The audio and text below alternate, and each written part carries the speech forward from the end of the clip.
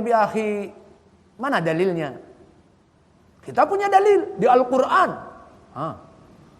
Terus kamu yang menafikan Mirza Ghulam Ahmad, kita pun punya dalil ahli sunnah. Taib. Ayo, siapa yang mau menyebutkan dalil dulu? Ternyata dalilnya ayat yang sama. Kita katakan makana Muhammadun aba ahadim mir rijalikum walakinna Rasulullah wa khataman nabiyyin. Maka tidaklah Muhammad itu bagaikan bapak-bapak kalian, bapak biasa. Tetapi dia adalah Rasulullah wa khataman nabiyyin. Tetapi dia adalah Rasulullah dan penutup para nabi. Ini kita yang baca. Lalu mana dalilmu? Ini dalilku, mana dalilmu? Mereka mengatakan, itu yang dibaca tadi. Astagfirullah. Dalilnya mana? Wa khataman nabiyyin. Maka janganlah engkau menyebut Nabi Muhammad itu adalah bapak-bapak seperti bapak biasa, tapi dia Rasulullah dan apa? Tadi yang disebutkan khataman nabiyyin, itu.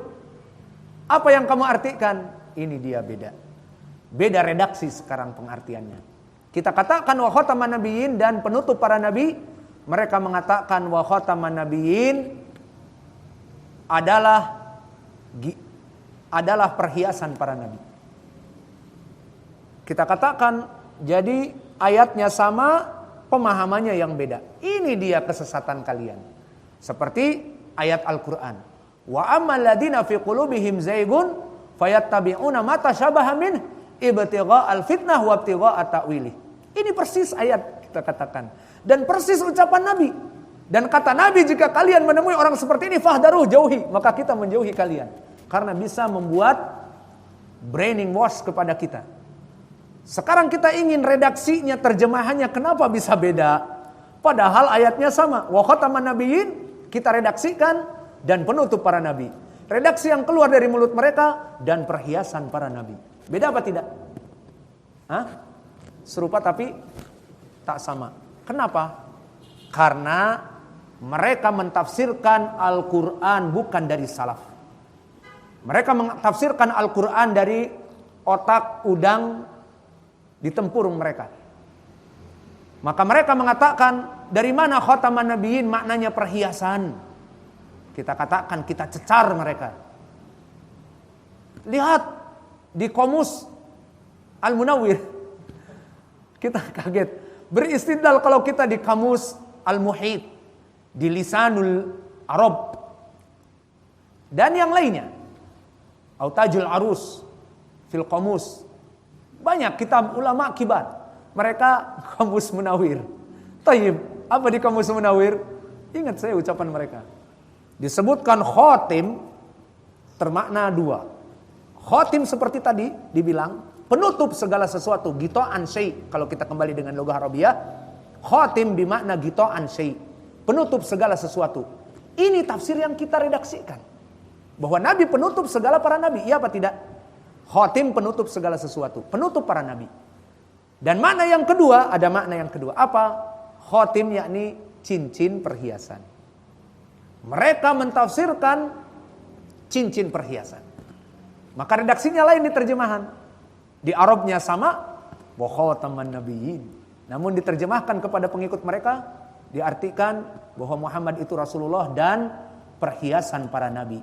Jika Muhammad perhiasan para nabi, tidak menafikan Mirza Ghulam Ahmad nabi, karena bukan nabi yang terakhir, tetapi perhiasan para nabi.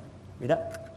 Itulah subuhat dari contoh ibtigha' al-fitnah wa ibtigha' at-ta'wili. Mereka mengambil ayat Al-Quran yang mutasyabih, bukan yang jelas.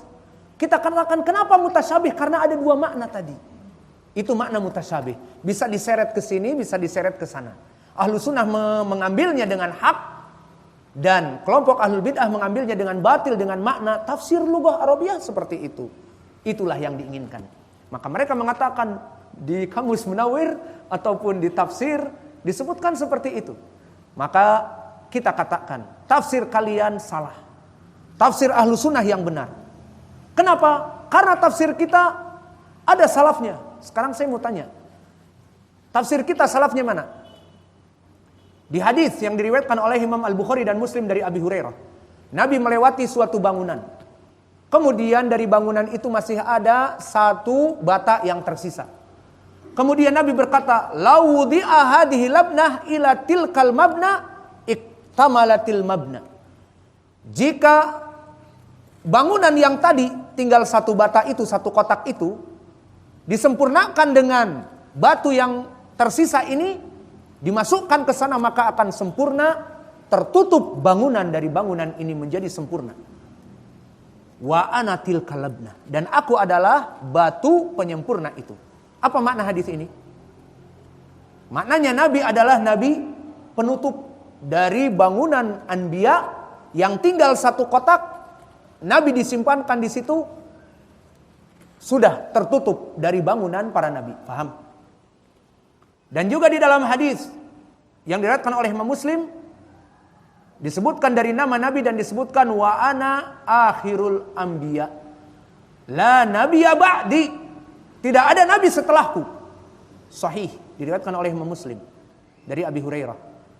Dan juga ijma'. Kalau tadi pendalilan dua hadis, sekarang ada ijma'. Ijma'nya sahabat dalil. Dan dalil dari ijma', di saat zaman Abu Bakar meninggal Nabi Muhammad, ada yang mengaku nabi setelah Nabi siapa? Musailamah al-Kadzdzab. Apa ijma' para sahabat? Dirapatkan oleh Abu Bakar, ada Umar, ada Utsman, ada Ali, ada sahabat Ibnu Abbas, Ibnu Mas'ud, Ibnu Umar dan yang lainnya. Sepakat mengatakan bahwa Musailamah kafir, keluar dari Islam karena mengatakan dia nabi, padahal la nabiyya ba'di, padahal khataman nabiyyin, tidak ada nabi setelah Nabi Muhammad. Akhirnya diperangi, disuruh taubat, yustatab, tidak mau taubat, diperangi. Paham? Maka di sini semuanya dalil hadis dan ijma' menceritakan semuanya, mentafsirkan semuanya makna khataman nabiyyin apa? Penutup para nabi. Maka kita katakan tafsirnya Mirza Ghulam Ahmad kepada pengikutnya tentang ayat ini tafsir yang ahlul ahwa, ahlul bid'ah, membodohi, mengadalin dari pengikutnya. Ini contoh dari ayat mutasyabih. Contoh yang lain mau? Atau habis waktu? Sebentar.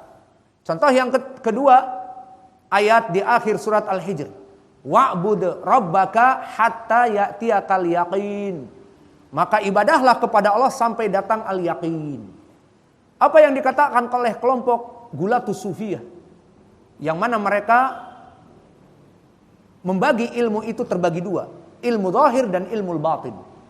Ilmu zahir seperti kita belajar sekarang Al-Quran Sunnah. Sampai kapan belajar Al-Quran Sunnah? Maka mereka mengatakan kita gak butuh kepada gini-ginian. Kita mempunyai ilmu yaqin. Pakai qauf. Ilmu yaqin. Apa itu ilmu yaqin? Ilmu yaqin adalah ilmu yang diberikan oleh para wali. Tidak sembarangan. Sanadnya langsung. Haddatsani qalbi an rabbi. Haddatsani qalbi an rabbi. Ilmu yaqin. Adapun kalian sekarang menuntut ilmu bertahun-tahun hafal Quran, bukan ilmu yaqin. Kebid'ahan mereka, ilmu dibagi menjadi dua, ilmu yaqin dan ilmu yakni zahir seperti sekarang ini kita. Maka mereka lebih memilih ilmu yaqin. Terus maaf, pengin juga deh kita dapat ilmu yaqin, dapat S3 enggak? Jawabnya tidak. Caranya gimana? Talaki dengan guru-guru wali juga. Enggak sembarangan. Maka wali-wali yang kamu sebut gendeng gila itu, ngerokok dan telanjang misalnya, itu deketi itu, nanti dikasih wangsit, kamu menjadi yakin, mendapatkan ilmu yakin. Maka itulah cara mereka. Lalu jika kita katakan, jika mereka telah mencapai tingkat yakin, maka semua syariat Islam tidak seperti syariat Nabi Muhammad lagi. Kalian tidak butuh kepada ibadah, tidak butuh kepada salat, puasa, dan yang diharamkan bahkan bisa menjadi halal. Karena ilmu yaqin sanadnya hadatsana qalbi an rabbi, tidak butuh kepada Muhammad dan syariat Muhammad. Kufur, ucapan kufur. Maka kelompok Gulatus Sufiyah di sini mengatakan ilmu yaqin ini ada dalilnya. Kalau kita tanyakan, ini dia poin pendalilan. Mana dalilnya? Subuhatnya mana? Yang diseret-seret tadi mana? Seperti khataman nabiyyin tadi. Wa'bud rabbaka hatta ya'tiyakal yaqin. Sembahlah kamu kepada Allah sampai kamu mencapai yakin. Maksudnya sampai kamu menjadi wali dan mencapai derajat yakin, maka boleh kamu tidak ibadah. Dan ini yang kami dengar dari kelompok sebelum saya ke Yaman. Pesantren-pesantren mereka ma'ruf dan tidak usah disebutkan namanya, takut nanti bermasalah. Maka orang ini biasa pergi ke bar setiap malam minggu. Bagi mereka mabuk dan bar yang sudah mencapai tingkat yakin halal. Kemudian di saat pulang karena mabok, ada mobil lewat jam 3 malam. Mungkin dipikirnya cahaya itu adalah cahaya apa? Akhirnya disamperin, ditubruk mati. Mati ditubruk mobil jam 3 pulang dari bar, mau pulang ke rumahnya. Maka akhirnya gegerlah. Dan ternyata diketahui bahwa bagi dia bar itu minuman keras bukan haram karena sudah mencapai tingkat yakin. Maka orang ini kenapa bisa sampai seperti itu? Karena meyakini ayat tadi. Wa'bud rabbaka hatta ya'tiyakal yaqin. Dan permasalahan ini banyak, bukan di Indonesia saja, di Arab juga banyak. Bagi mereka orang-orang yang sudah mencapai tingkat yakin, ibadah mereka mempunyai ibadah yang khusus. Kembali kepada permasalahan. Taib, makna yakin di sini apakah ditafsirkan oleh mereka yakin seperti mereka ilmu yakin? Tidak ada salaf? Ada. Di dalam salaf maknanya adalah mati. Iya apa tidak? Wa'bud rabbaka hatta ya'tiyakal yaqin. Ibadahlah kamu kepada Allah sampai kamu mati. Itu maknanya. Maka di sini tafsiran mati itulah yang hak. Ibadahlah sampai kamu mati. Dari mana dalil mati ahli sunnah ini? Di dalam Al-Quran. Di dalam surat Al-Mudaththir. Hatta atanal yaqin. Apa makna yaqin? Kematian. Karena malaikat di saat melempar mereka ke api neraka, masalakakum fi saqar? Qalu lam nakum minal musallin wa lam nakun nut'imul miskin wa kunna nakhudu ma'al khaidin wa kunna nukadzibu biyaumiddin hatta atanal yaqin. Maknanya bahwa malaikat melemparkan kepada api neraka bagi mereka orang-orang yang kufur ini karena mereka melaksanakan amal-amal buruk ini sampai kepada atanal yakin, datang kepada kami maut, mati. Ini Al-Quran wa'bud rabbaka hatta ya'tiyakal yaqin ditafsirkan dengan surat Al-Mudaththir hatta atanal yakin. Makna yakin apa? Maut, meninggal. Maka makna beribadahlah kepada Allah sampai datang kematian. Dan juga di dalam hadis yang diriwayatkan oleh Imam Al-Bukhari dari Utsman ibnu Maz'un, bukan Utsman ibnu Affan. Dari Utsman ibnu Maz'un, di saat meninggal berkata Nabi, fa inna Utsmana qad balaghal yaqin, bahwa Utsman telah mencapai kematian. Makna yakin di lugatil Arabiyah bermakna kematian. Tidak ada makna yakin adalah ilmul yaqin yang diambil dari sanadnya dari hati, dari Rabb. Tidak ada. Maka ini adalah rekayasa mereka. Maka ini contoh yang kedua, bagaimana mereka mempelintir ayat mutasyabih wa'bud rabbaka hatta ya'tiyakal yaqin. Makna yakin adalah ilmul yakin. Dari mana? Dari tadi. Karena ayat ini mutasyabih. Alhasil, inilah dari contoh-contoh yang kami berikan tentang permasalahan bagaimana Nabi Muhammad SAW telah menjarah kelompok-kelompok sesat. Maka kita simpulkan sekarang. Usul dakwah ahli sunnah wal jamaah dalam muamalah dakwah kita dengan kaum muslimin, dengan para umara, dengan yang lainnya adalah at-tamayyuz. Kita menjadikan penjeda, kita menjadikan pembeda, kita menjelaskan mana yang hak dengan yang batil, bukan berdakwah basa-basi dengan kelompok-kelompok sesat. Maka telah tadi kami sebutkan Al-Quran 3 ayat. dan hadis iftirakul ummah. Kata Nabi,